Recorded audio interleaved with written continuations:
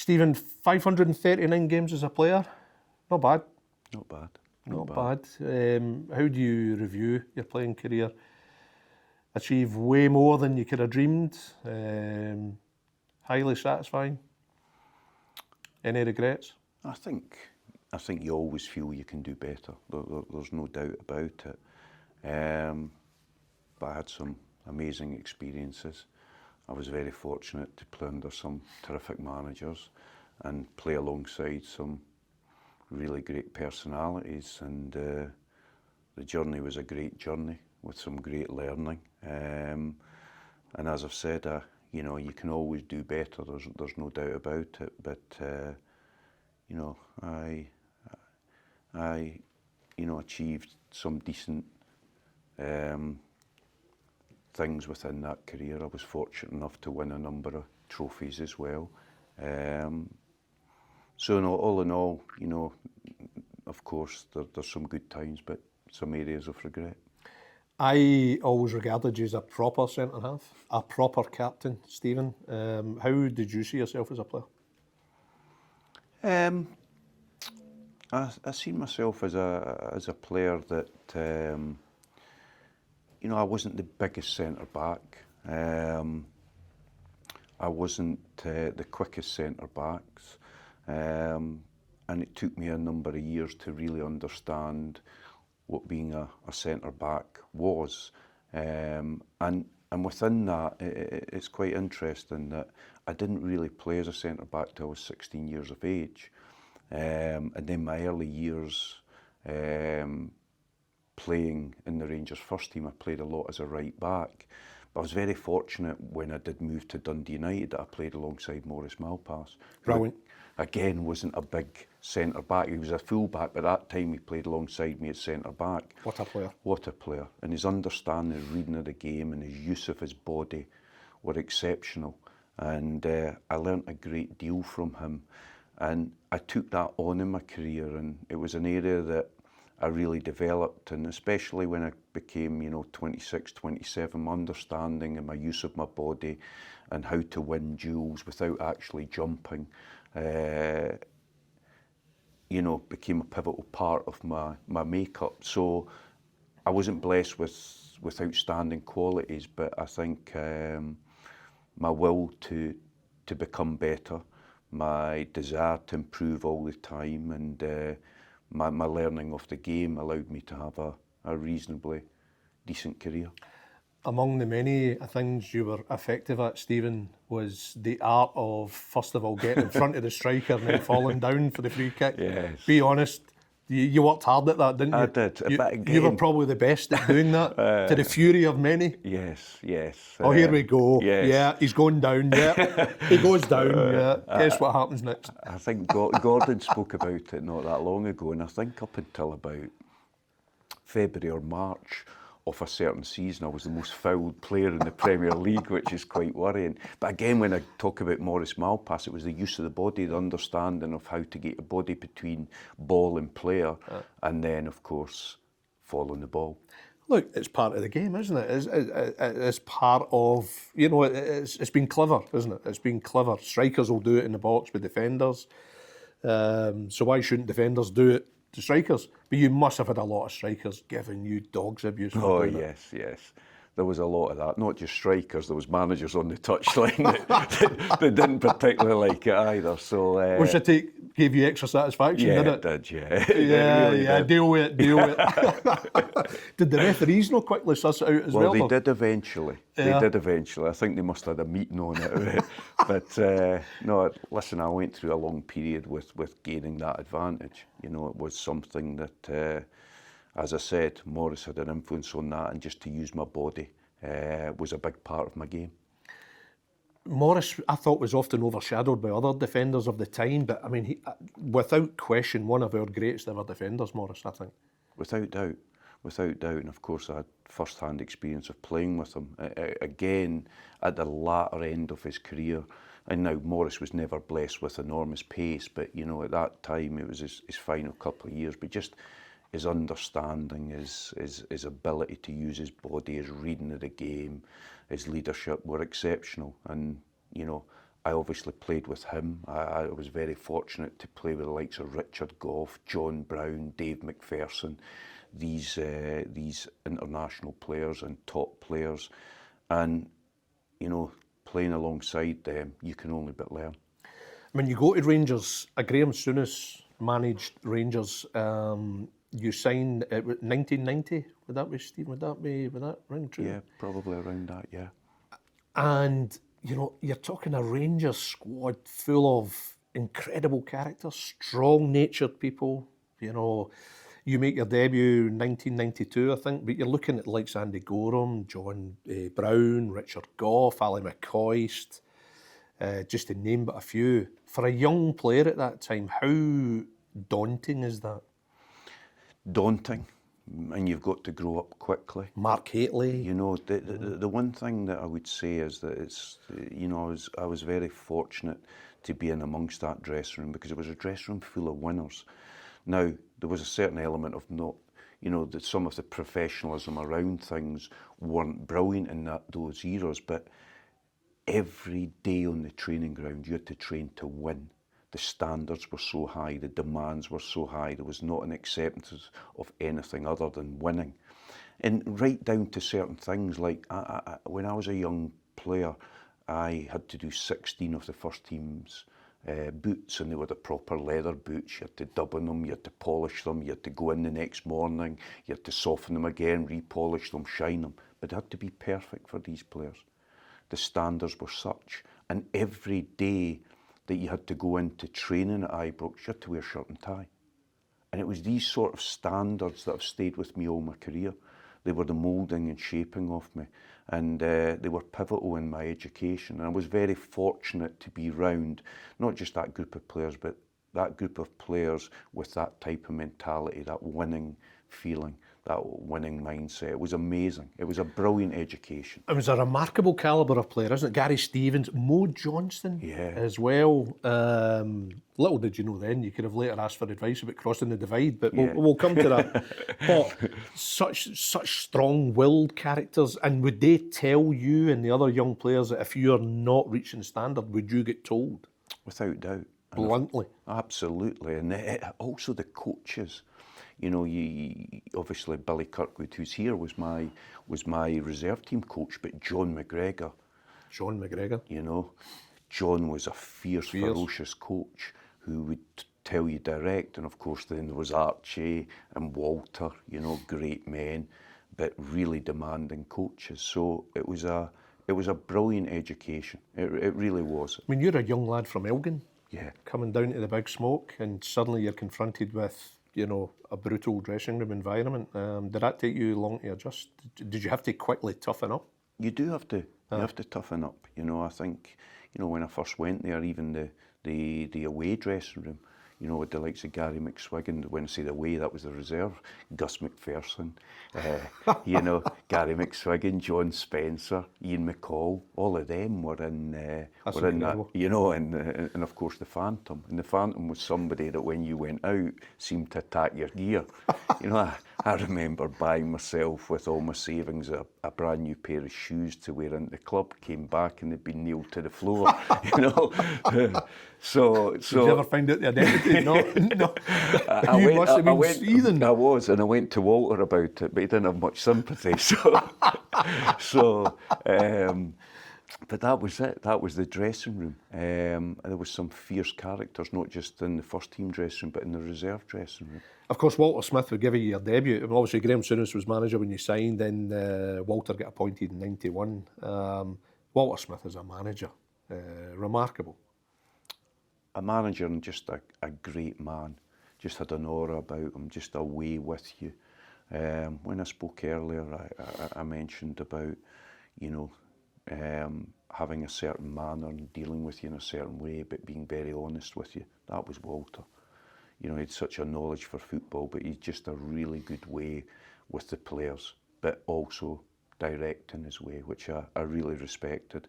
And he had a great foil in Archie Knox. You know, Archie was a huge influence on my career. You know, he seemed to take to me. I always remember he just joined the club, and after the first team training. He came over to watch the reserves, and I thought actually I'd trained quite well. And as I walked off the side of the pitch, he said to me, "Are you a goalkeeper, son?" Right, I was devastated. Very Archie. But did he love the fact you were an Aberdeen fan, or did he ever know? I don't know if he ever knew, but he just for some reason he took to me, and he would support me and really push me. You know, especially around some of my deficiencies, he'd be on at me all the time about them, making sure that I was working hard towards them. And he had a big influence on my progress. Incredible. You know, as we were talking earlier, Stephen, you're talking about your love of Aberdeen and all the glory years, and Archie, of course, was number 2 to Alex Ferguson. And suddenly there you are being coached by this guy that you'd only ever seen on TV. It's just incredible how football works. It is incredible, you know, and as I've said, I'm very fortunate to work with some great football people and some great players. Who was the biggest one, in terms of the players, who was the biggest one for you in that Ibrox dressing room? In terms that made the biggest impression on you? There was such great professionals and winners in there, you know. Like, everybody seen the jovial Ali McCoist. He was a fierce winner, and he was tough, you know, had a few run-ins with Super. You know, in training? Yeah, a few run-ins with Mark, but that was how you trained. You trained like you played. So, you know, the games were so competitive within that, but that was the environment. So if you tackled them or they didn't like it, that was it? That was it. There was set twos, there was punches exchanged. Those things happened in those days. And you had to stand up for yourself to be accepted, to fit in. I think you did, yeah. But it was what was expected at Rangers. Not that type of behaviour, but you were expected to want to win. Could Ali and Mark take a punch? I never threw them. I had to get out the way of they two.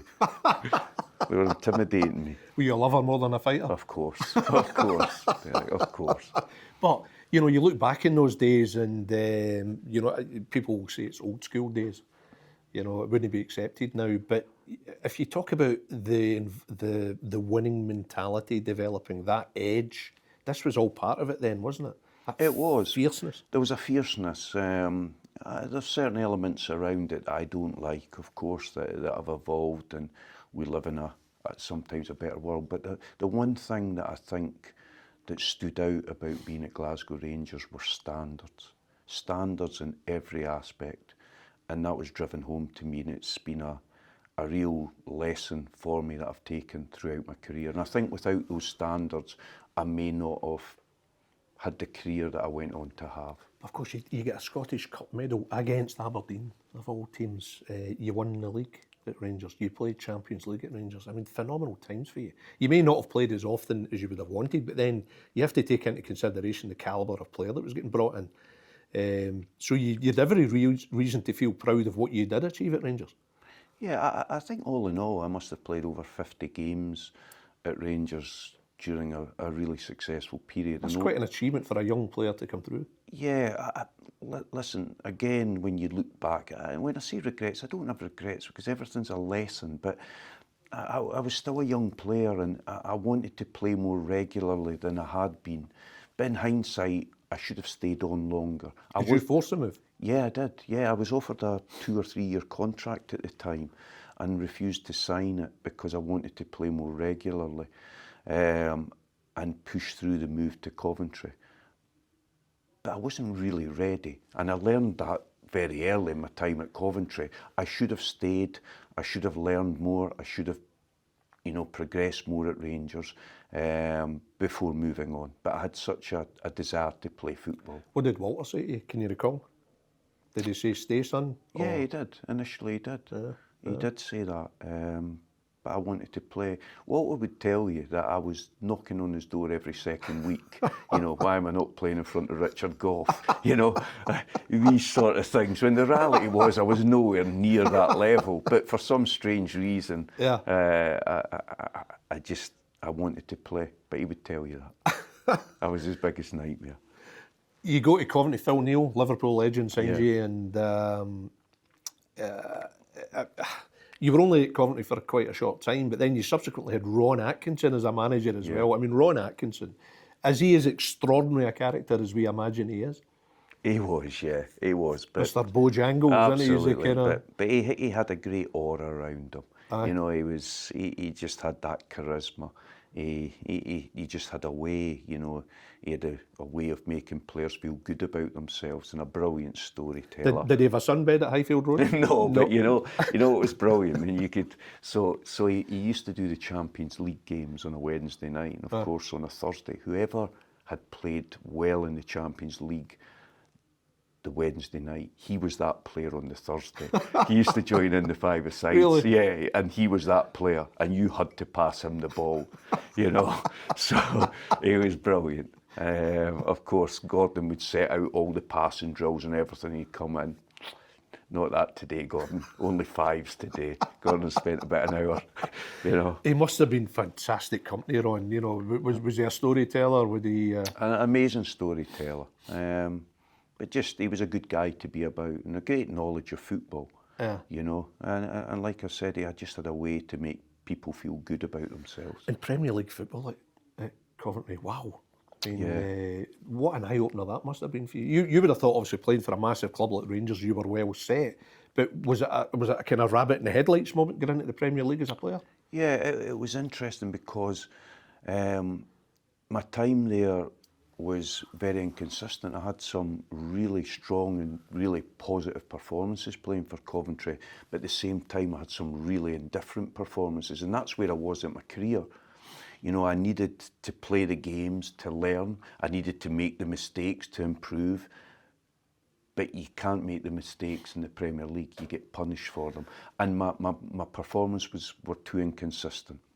I mean, the Premier League had only been on the go for about 2 years then, so it was still in its infancy. The razzmatazz, the hype, the money, big name strikers. I mean, what were the strikers you were up against at that particular time?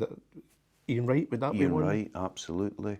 The Campbells, the Stan Collymores, the Ian Rush, the Robbie Fowlers of this world. So there was a lot, the Eric Cantonas, all of these players, you know. So it was a great era and a great experience for myself. And I've got to say, I really enjoyed it. But the difficulty I had was that I'd lost my father not long before going down. I was only 21 at the time. My father was a huge influence on my life. And in those days, you didn't have FaceTime, you didn't have the communication, people didn't have mobile phones, and I became really lonely. I became really homesick. And then after about 3 or 4 months into my time there, when I was homesick, Billy Kirkwood, who was my coach in the reserves at Rangers, then got the Dundee United job, and he phoned me on the back of that to see if I'd be interested in coming back to Scotland, and he got me at a bad time because I was really homesick. So in the summer, the deal went through. How old was your father, Stephen? He was 47.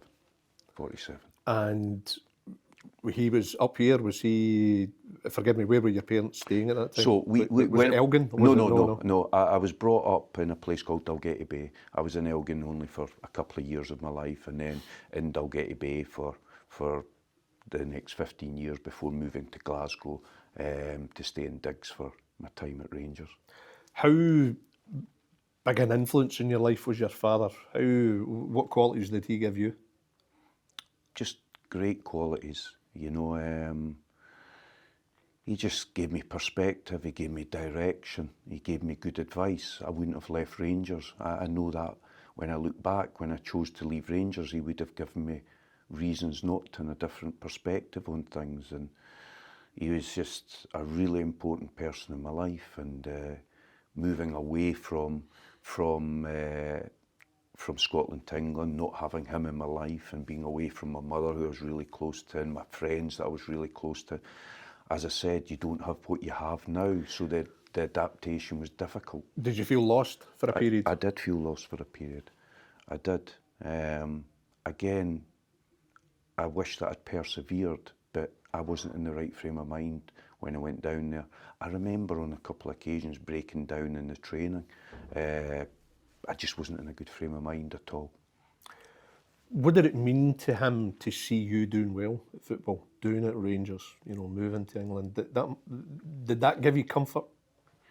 Yeah, I think that the thing about my father was he wasn't a football man, but he grew into becoming a football man because he followed me and supported me so much. He was a motorsport man, but he learned the game, but he just gave me good advice, good fatherly advice, and was always there. We'd go to every single game.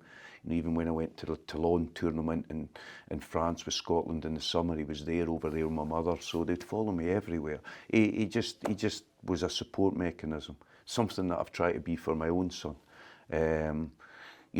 Not making him do things. With my own son, he'll tell you, I only try to support him.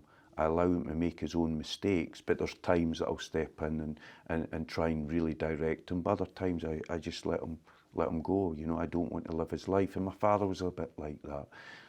Of course, your son Aaron, 24, he's at Walsall. Yeah. He's a striker. He's a striker, yeah. Striker, who probably hates centre-halves, does he? He does, yeah. He does. So you able to give him an insight into how to deal with centre-halves over the years? What they don't like and, wee tips? I try to, but again, I don't try and,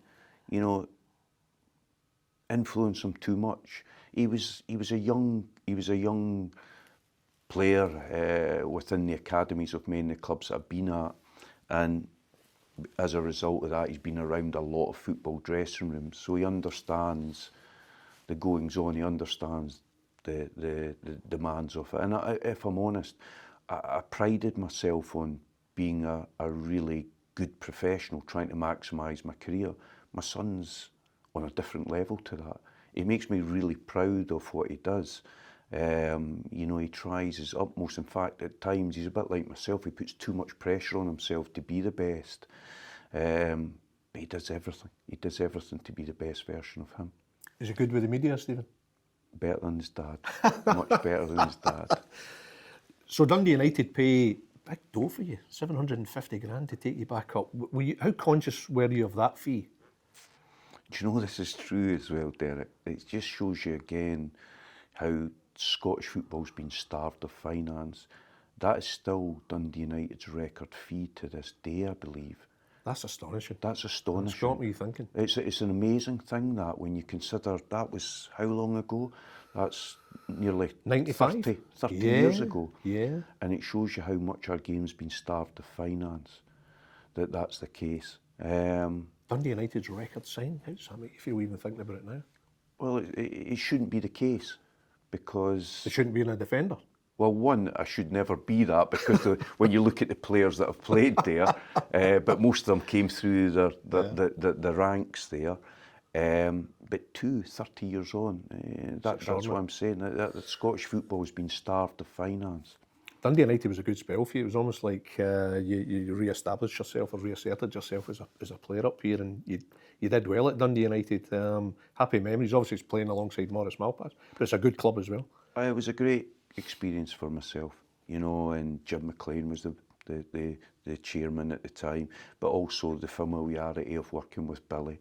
Billy knew what I was, and of course I also had worked in the 21s with a number of the players there like Davy Hanna, Christian Daly, so I knew them.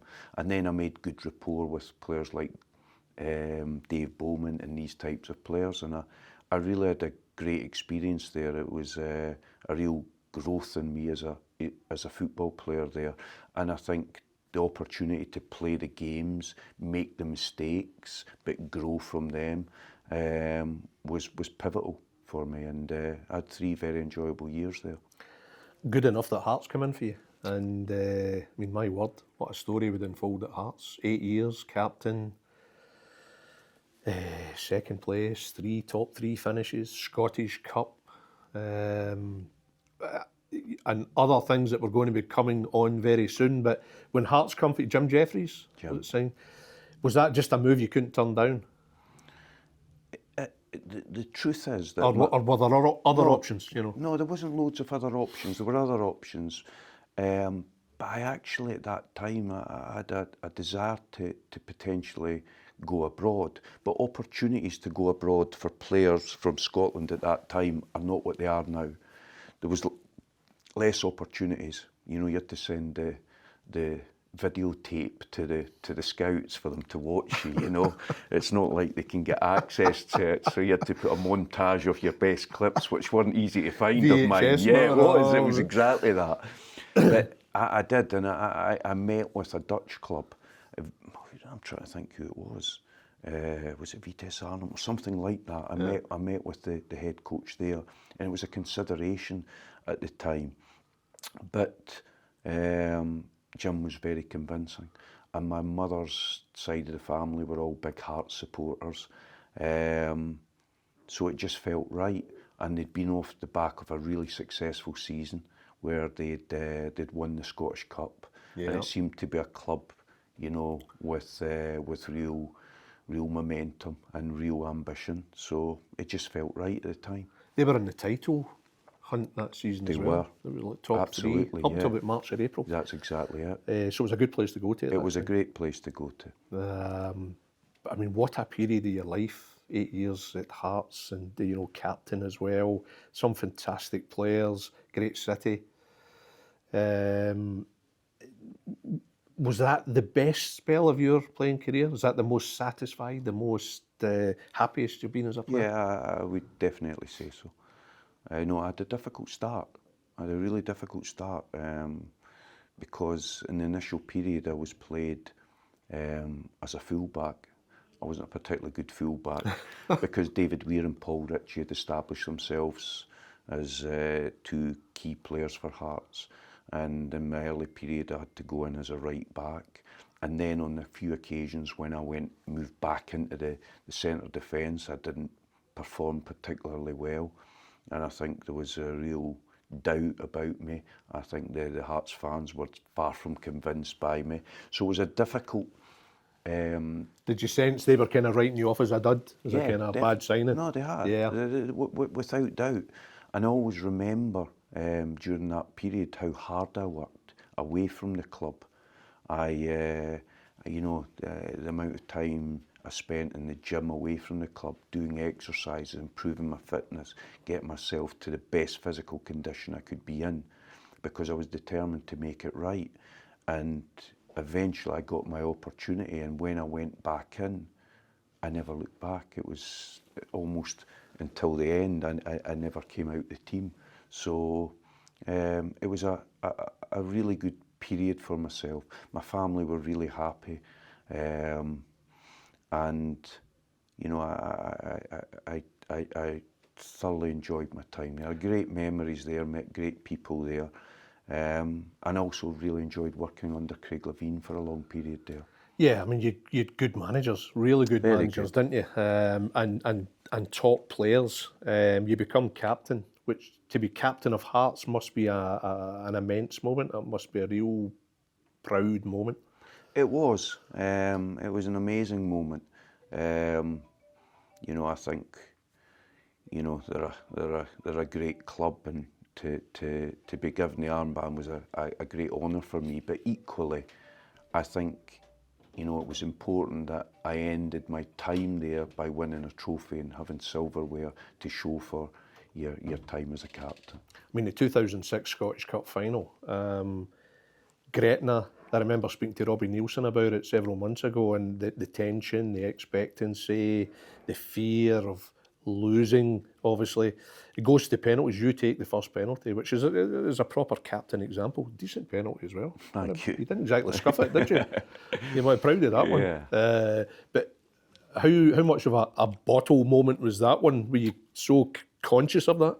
Well, it was interesting. We'd been through the mill that season. We obviously finished second in the league that season, Derek, and but I think we'd churned about 5 managers. It was such a turbulent period, and I think the players were just mentally exhausted. And when we turned up at Hampden that day, we were dead on our feet. We looked at a team that was tired. It was a hot day. It was a hot day. Gretna were so up for it, and in the end we were hanging on a little bit. But fortunately we had Craig in goals for the penalties, and we had some very good penalty takers, so we managed to get through it. And of course, I made reference to the fact I was an Aberdeen supporter as a boy, and I'd always that aspiration to lift the Scottish Cup like Willie Miller. And I think if you look how I lifted it in the same manner as Willie had. It's one all of the those greatest years. ever poses, isn't it? It is. It's sensational. It is that one-arm lift, and I'd always wanted to do that, and I did it that day. Extraordinary. I mean, the whole, and especially the whole Vladimir Romanov era at Hearts, even now, it's kind of hard to think about it. Did that really happen? But, you know, George Burley comes in as manager. What an impact. And suddenly you think the first 10, 11 games, you could win the league here. Were you convinced? Were the boys convinced we could win the league this season? Momentum's an amazing thing. I always remember us having a meeting prior to the first game of the season and George asking the question, and we all as a group agreed we had aspirations to try and win the league.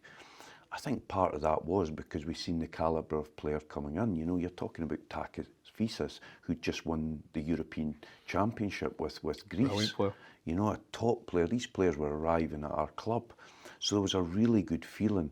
And also George just had a way, he had a little bit of charisma, he had a way of, you know, breeding real confidence and belief into the team. He was a manager as well that was very dismissive of the opposition. Really? He was really dismissive, but in the way he was dismissive, he made you feel great, you know, way above the opposition. Well, they're not as good as us. Aye, very much that, very talking down about the opposition, but in a way where it made us feel, you know, 10 foot tall. He was good at that.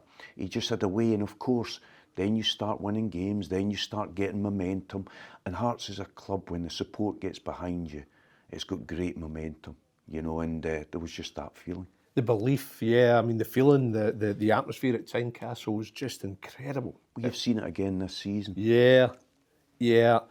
So when word reaches you that George has been sacked, now at that point you'd already been through a few managers under the Vlad era, but was that the ultimate, what on earth is going on moment? It was, actually. It was. You know, they brought me into it as being captain. They brought me into the office on the Saturday morning to explain it. And I genuinely mean this. It was his office at Tynecastle. It had 3 Manager of the Month awards for the first 3 months of the season up on his shelf. So it was a hammer blow. It really was, because he'd built a great rapport with the players, and there was just that connection. So it was difficult. It was tough. So they've taken you into George's office. George obviously isn't there. He's gone. Who took you in? Who explained it to you? I'm trying to think who it was at the time. It was one of the members of staff that was Lithuanian members of staff. But I also think Valdas was possible. I can't remember exactly who was there at the time. Was there a translator, or were they able to? No, they were able to speak. They were able to. Fluent, yeah. I mean, were you just dumbfounded? Of course, yeah. Were you angry? Did it become anger? No, I just was a little bit shocked at the news, you know, and of course disappointed, because I'd built a really strong relationship up with George. So were you then expected to then tell the players yourself? No, I think the players had known. The players had known. We'd already knew prior to coming in, but they explained the reasoning for me. I mean, I know subsequently you finished that season second, you won the Scottish Cup, but if George had remained, do you genuinely think you could have won the league that season? I'm unsure about that, because as a team we'd never gone through what the old firm have been through on so many occasions, and their players have seen it, done it. Right. The real business end of the season, getting through those games that you have to win, we hadn't done that as a team. My experience tells me at Hearts, from my early years at Hearts, that we used to go to Celtic Park in Ibrox, and there was an element of fear where we were going there hoping to get a result rather than believing. Then after 4 or 5 years of experience in that, we actually were going to these places believing we could get a result. I think that applies also to the race for the title. I think that these clubs, Rangers and Celtic, have been through it so many times. When the business end comes, they just know. They know. And we hadn't had that experience. It's not to say we couldn't have done it, but I have my reservations about that. I think sometimes you need to have gone through those experiences to know. And yet, when you clicked that season, I mean, you were exhilarating as a team to watch. I mean, I think Paul Hartley scored one of the best ever big game hat-tricks I think I've ever seen. Yes. Incredible at Hampden, you destroyed Hibs. But when the team were on it, you were sensational. We were, but we were a big aggressive team. You know, I think that the success of many Hearts teams come from that. You know, we didn't build a lot. We got the ball forward early, and then we got in and around it. We were aggressive in our play. We played with two big strikers. We had really good runners from the middle of the park, like Paul, like Rudy, but also people that could score goals. We had goals in the team. Yeah, I mean, you had Robbie Nielsen, you even Alexa Pospisil, absolutely, Jankowskis. Yeah, absolutely. You had physique, you had ability, desire. We did. We had a lot of that. So we were a difficult team. We're a physical team and an aggressive team. So the following season, it's utter chaos. Yes. I mean, is it fair to say it was just constant chaos behind the scenes? It was, yeah. I mean, even when you think about it now, are you bewildered by some of the things? Listen, it became a club that was unrecognisable to me. Hearts was a club that was built on, a bit like what I was saying to you before about Rangers. It had good standards, really good values within it, but we had so many unhappy people that didn't know where they stood, that had been lied to on various things, even Lithuanian players that weren't happy at the time. There was a lot of that, and of course I was absorbing a lot of that. Generally I was the constant, so they wouldn't go to the manager about the situations, everything would come to me, and it probably just built up over a period of time, and I just felt that I needed to speak out. Whether it was right or wrong, I don't know. You're talking about speaking out. Of course, there's the infamous press conference. You're the front man, you're flanked by Craig Gordon and Paul Hartley. Nobody's seen it coming. How long had that been in the making? How long had you been thinking or indeed discussing with Paul and Craig, I think we should do this? I hadn't discussed that element that long with Paul and Craig, but I'd spoken to Claire and I'm trying to think. Claire Cowan, who's still there. Who's still there. Important. And I'd spoken to the head of media at the time. I'd spoken to them several weeks prior to doing it because I was going to do it a number of weeks before that, and they advised me just see it out for a little bit longer. Presumably you're speaking to them in confidence because you could not have Romanov in his camp getting wind of this. Yeah, of course. Yeah. And then, you know, there was a few things triggered it, and I just felt that I needed to speak out because I felt our supporters needed to know what was going on within the football club. So this is only about 4 or 5 months after you'd won the Scottish Cup. What was the moment that triggered it? What was the last straw for you? What happened? There was a number of things led up to it, and then there was a meeting where Vlad laid out a few threats about if we didn't win a particular game. You know, I sometimes think that... In person? Not to me, no, to the group. Or would he personally relay it? Or would he get somebody else? Somebody would translate it. But he also decried Valdas, the manager, in front of the players a little bit. And I liked Valdas. He was a good person, but he was undermined a lot, and it wasn't easy for him to manage. And I just thought it was all so wrong. You know, out of order. Just wrong. The standards, what you expect. You know, a manager needs to feel the power and the strength. You know, it's not easy being a manager, and I had a lot of time for Valdas. He was a good guy, a good person. So it was tough. There was just so many. There was accumulation of so many things, and there was so many people unhappy. Coaches, players, members of staff, and it just reached that boiling point. And there was so many. I mean, Pajama Man. Yeah. I mean, some of the people we began to learn about behind the scenes. Baffling. Baffling. It was baffling. There was so many things, but again, I will say this: whether it was right or wrong, I don't know. It was a decision that I made with what I hoped the best interests of the club and the people within that. How much notice did Paul and Craig have? Not that much before that. I asked them I maybe asked them on the day of it actually if they would Sit with you? sit with me. And you said, I'll do the talking? I actually asked another couple of players. I'll not say the players because the one thing that I stressed to them was I knew that the decision to speak out could have consequence. And of course, certain players have families and maybe not an abundance of money and have to look after themselves. Although they were behind it, they couldn't put themselves at the fore of this. So they supported me, but they couldn't put themselves in that position. Paul and Craig were in different situations. Both of them, regardless of what happened. You had status. The three of you had status. Yeah. You were arguably the three biggest name players at the time. Yeah. That's one of the boldest dressing room acts I think I've ever seen. Anyone's ever seen, certainly in Scottish football. I think the big line amongst what you said was, that there is significant unrest in the Hearts dressing room.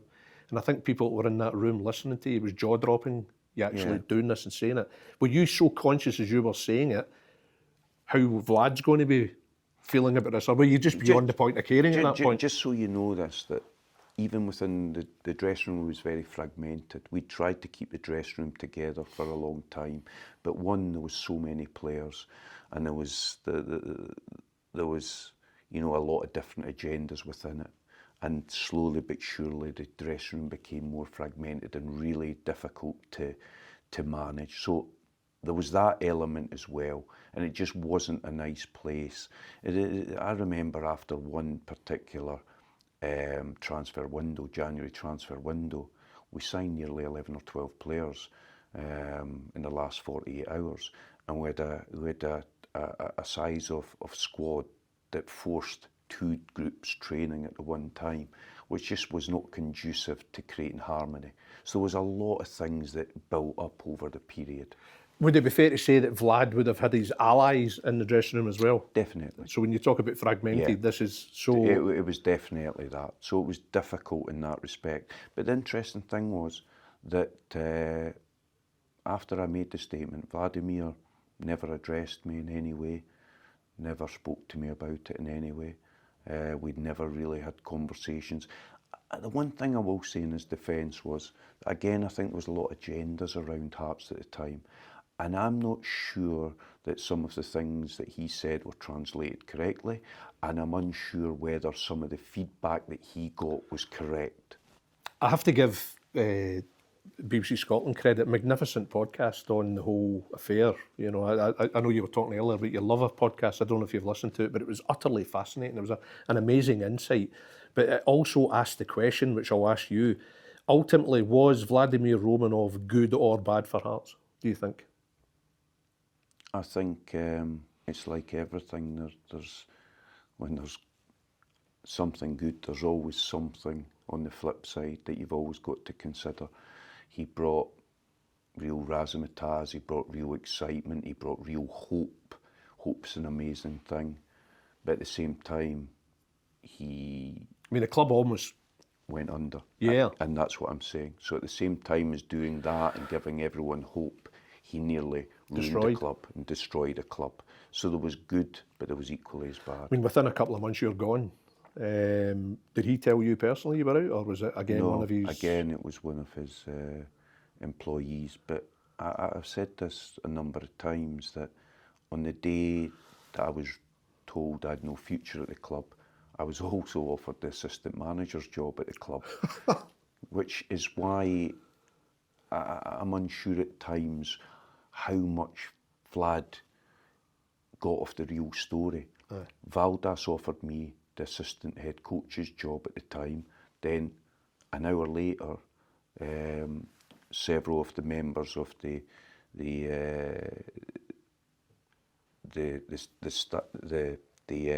other staff told me that I had no future and I had to leave the club. So it was quite bizarre. So you leave, and there's good interest in you as a player. Yeah. I think there was a feeling you were going to Charlton Athletic at one point. I agreed everything. Was there a possibility of Rangers? Yes. How serious was that? Very serious. And then there was an issue that occurred with Barry and Paul Le Guin. Paul Le Guin. I was meant to go up. Was it Paul Le Guin that wanted to sign you, I take it? Yeah, and I was meant to meet with David Murray, I think, on a Wednesday, and on the Tuesday something happened and it had to be cancelled. And then it never got reignited, and then I went down with the intention to sign for Charlton. I met them, I went through the medical, we agreed everything in principle, and I knew of Celtic's interest, that Gordon had spoken to me already. And then he phoned me at the airport on the way up the road, and I told him, Gordon, they've made me this offer, and I'm pretty committed to doing it. He said, give me a couple hours, and he phoned me back and he said, look, we'll match that. And I spoke to my wife. I really wanted to go back down to England, but my wife was just in the process of having her second child, and she wanted to be close with her mother. So we decided that would be best for the family for me to take that opportunity. So the phone call was made to Charlton's Alan Pardew? It was Alan. It was. Did you at any point hesitate because of obviously your Rangers background? Was that, how much of a consideration was that for you? It was a big consideration. I knew it was never going to be easy, and I knew that I might not be accepted too readily. I think not just the fact that I was an ex-Rangers player, I wasn't particularly popular with the Celtic support because of my behaviour in a Hearts jersey at times, so I wasn't the most popular of figures. I was aware of that, but I also was aware how important it was for my wife to be around her mother. So that was the most important thing for me. So, you know, I decided to go there, and, you know, from a football perspective and experience perspective, I had no regrets about the decision at all. Players and coaches and managers often talk about they're selfish when they make their football decisions, but that was one occasion where you put your wife first before anything else. Without doubt. I think the best choice for me in my career, and coming to the stage of career that I was at, where you have to think beyond a little bit football, was going to Charlton. It would have definitely opened a lot more doors, and it wouldn't have closed doors up here. You know, I think that I've said this, I've gone on record a number of times as saying, there's people that have never spoke to me again since I signed for Celtic. People that I would consider to be acquaintances that have just never spoke to me again. How does that make you feel, even now thinking about it? I don't really think about it anymore. You just think, well, you were never a genuine friend in the first place. So, yeah. Of course, because my real friends are 35, 36 years established friends. You know, whether I play football or whatever I do, it's no concern of them. Is that a kind of shallowness that you find deeply disappointing, really? It is, but that's why my perspective on life's so different now, and that's why I was saying to you about the most important things are my kids and my wife and my family and my friends, and I genuinely mean that, Derek. Oh, it's quite, I mean, it's quite an insight, Stephen, in how much it meant to you for your wife, because you would have known it's a brutal environment, the Old Firm one, but especially brutal, and you were well aware that you could have come into conflict, literally conflict, but you were prepared to deal with all that. That wasn't the biggest concern for you, you know. And I mean, once you made that decision, did you, apart from the so-called friends that no longer contacted you, did you suffer any other moments that was a backlash that was ugly? Listen, I always remember walking in the streets of Glasgow and receiving some not particularly nice comments, and I was walking with my son, and on the back of that, we chose to move back through to Edinburgh.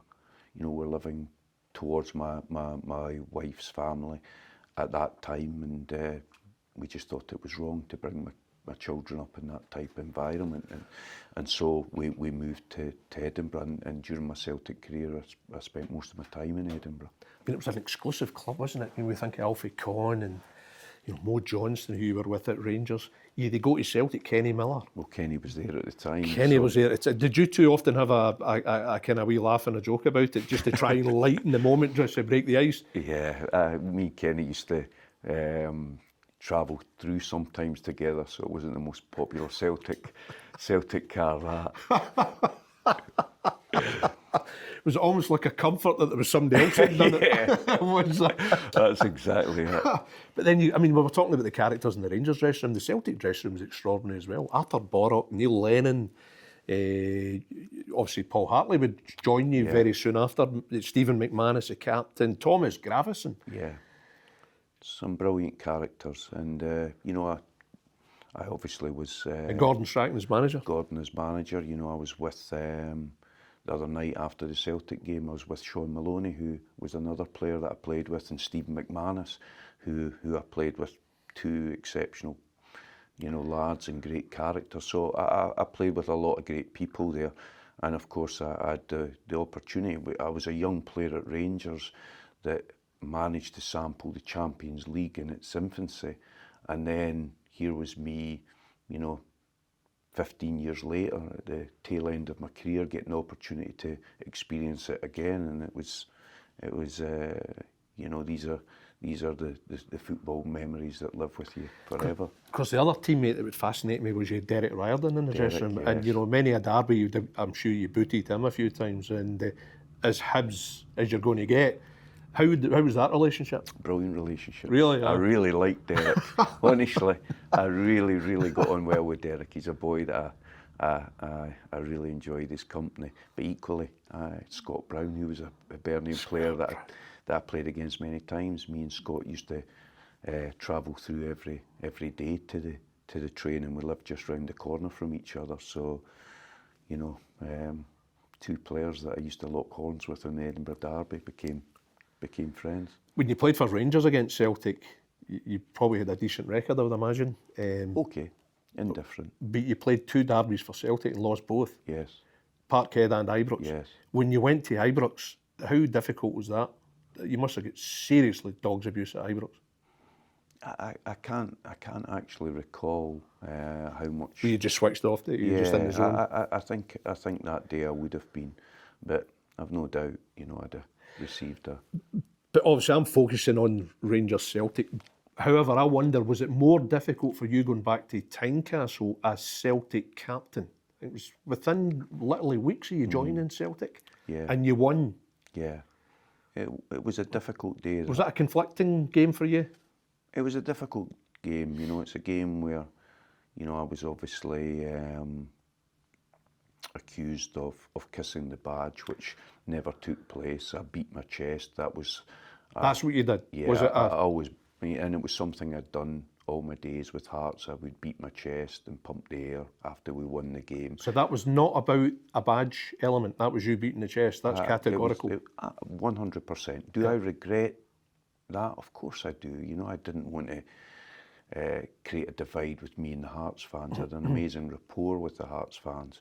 Don't get me wrong, that day they didn't give me the greatest of reception because I came back as Celtic captain, and that's understandable. But if I could return there as the person I am now, I'd be a different person. You get slaughtered by Hearts fans. Of a lot of Hearts course. fans turned against you. Could you understand that? Even though you knew what it was about, but for them that was a different interpretation. I think what I said to you earlier, Derek, is that I used to, wear a costume when I played football. I became this person, this kind of character on the football field, this personality, and I always became that. It was my way of handling my insecurities. It was my way.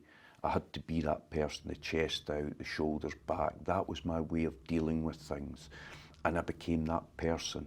So whether I played with Celtic, whether I played for Hearts, whether I played at Dundee United, whether I played at Falkirk, it's how I behaved, and it's how I antagonised people, antagonised opposition fans. It's what made you as a player. It's what made me as a player, but it wasn't me as a person. Yeah. It was the act that I needed to do to get over the insecurities and become that person for 90 minutes.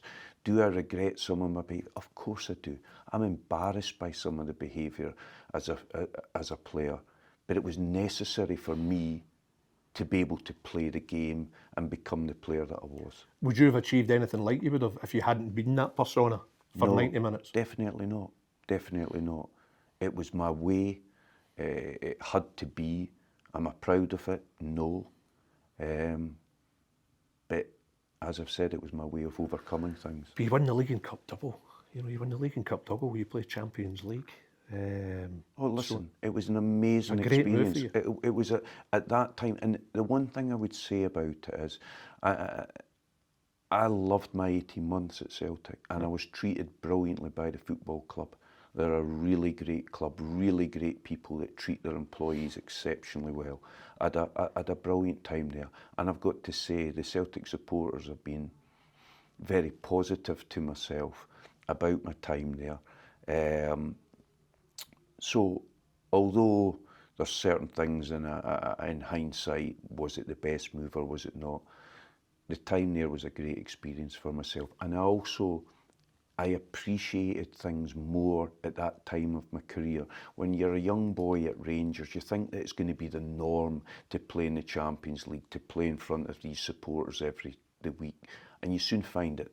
That's not the norm, that's the exception. You were 33 when you went to Celtic, weren't you? So you're completely... Absolutely, so I appreciated what I had there much more than when I was a young player at Rangers. So you had a brief spell in Denmark, so you satisfied your ambition to play abroad. Falkirk, you see out your career at Falkirk. You remember your last game as a pro? Yes, I do.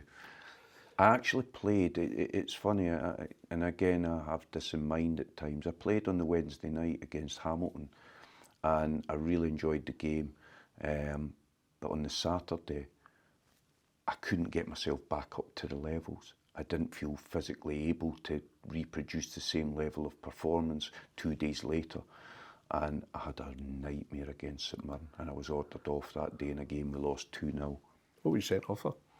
I think hauling somebody back when they ran away from me. Yeah. You could no longer get in front of them to then fall down. That's exactly it. Yeah. 32 Scotland caps. Some memorable games. I mean, your debut was the World Champions at Hampden. It was a defeat, but that game still means the world to you. But incredible memories. You would later on, towards the end, you beat France at Hampden.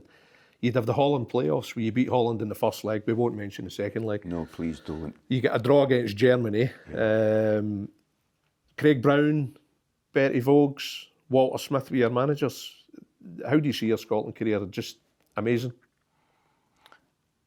Or are you mixed about it? Mixed. There was obviously... I had a bit like when I spoke about Coventry, I had some really top performances for Scotland, but some really disappointing performances, some really great highs and some real lows. So it was indifferent, The Bertie period was an indifferent period. We were actually quite good in qualification, but we played so many friendly games, and the squad at the time was affected by that. We had a lot of call-offs and games that were difficult games that we played at Hampden in front of really small crowds. So it was challenging. It was a difficult period. And as I've said, some great memories, but some difficult times as well. What was your take on Bertie's era? My take on him was that he was a good man, a good person. But I honestly think we played too many friendly games. And the friendly games probably should have been moved away from Hampden, a lot of them, because trying to play at Hampden on a Wednesday night when you've got 8,000 supporters isn't a particularly great occasion. It's not like playing for your country. So I think there was certain elements around it. Yeah, he actually, in the initial period in the qualification games, his record was quite good in the initial period. Stephen, it's brilliant to see you back in management here, and really grateful for the time you've given us. It's been a brilliant chat. Thank you, sir. Thank you very much. Thank you very much, Stephen. Thank you.